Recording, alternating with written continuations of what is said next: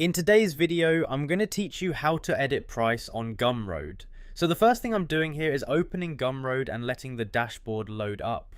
Once I'm in, I'm heading over to the products dashboard because that's where all of my items are listed and where I can choose the one I want to make changes to. At this point, I'm finding the product I want to update, and then I'm clicking directly on the name of that product to open it up in the editor. Now I'm inside the product editor, and this is where all the product details can be adjusted. What I need here is the pricing area, so I'm scrolling down a bit until I get to the pricing section.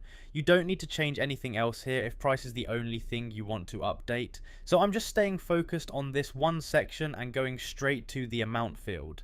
Once I'm in the pricing section, I'm entering the new numerical value for the price. So if I want to raise it, lower it, or just correct it, this is the spot where I do that.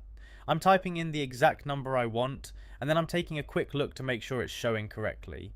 Right next to that, if I also need to change the currency, I can do that here too.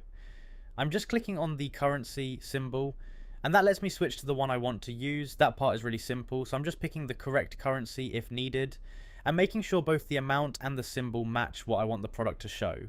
At this point, I'm giving everything one more quick check. I've opened Gumroad, gone into the products dashboard, selected the product I want to edit, scrolled down to pricing, entered the new number, and changed the currency symbol if I needed to.